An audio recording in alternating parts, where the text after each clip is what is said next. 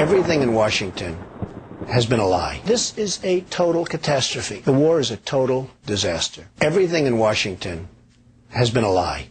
It's a catastrophe, nothing less. It is such a shame that this took place. And Saddam Hussein, whether they like him or didn't like him, he hated terrorists. He'd shoot and kill terrorists. He would kill terrorists. Now it's a breeding ground for terrorists. So, look, the war is a total catastrophe. Who do you blame? And they have a civil war going on. Who do you blame?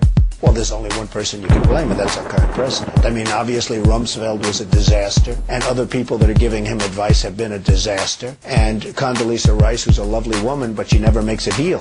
She doesn't make deals. She waves. She gets off the plane. She waves. She sits down with some dictator, 45-degree angle. They do the camera shot. She waves again. She gets back on the plane. She waves. No deal ever happens. So, I mean, you gotta make deals. The world is dying to make deals.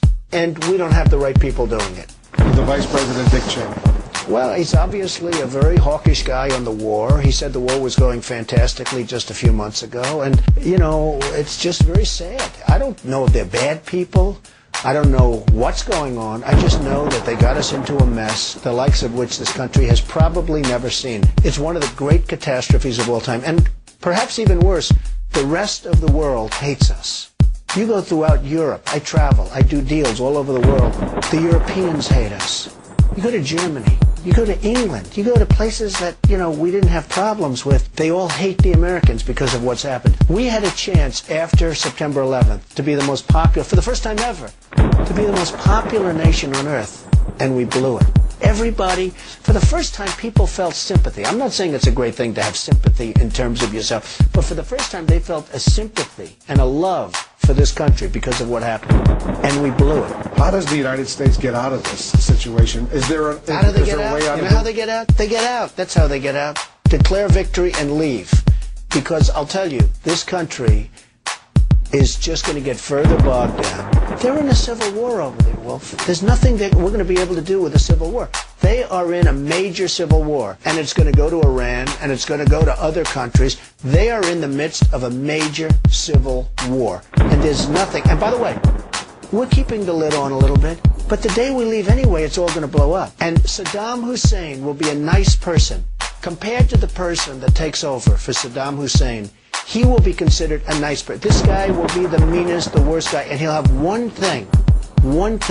He will hate America, and he'll use that to flame. So, I mean, this is a total catastrophe, and you might as well get out now because you're just wasting time. And lives. You know, nobody talks about the soldiers that are coming back with no arms and no legs. The most beautiful people I've ever seen. But they're missing arms and legs. They're with their wives. Sometimes they're with their girlfriends. And the tears are coming down the faces of these people. I mean, the thousands and maybe hundreds of thousands. And the Iraqis that have been just maimed and killed. This war is a horrible thing. Now, President Bush says he's religious. And yet, 400,000 people, the way I count it, have died. And probably millions have been badly maimed and injured. What's going on? What's going on? And the day we pull out, it's going to explode. We're keeping the lid on a little bit. It's still a catastrophe. But the day we pull out, because they're in a civil war, whether we want to admit it or not, they're in a civil war. What do you think of some of these scandals that are unfolding in Washington right now? As we speak, the Attorney General is under fire, Alberto Gonzales. What do you make of this as an executive trying to watch an administration? Look, everything in Washington has been a lie. Weapons of mass destruction was a total lie. Well, there's only one person you can blame, and that's our current president. Everything in Washington has been a lie.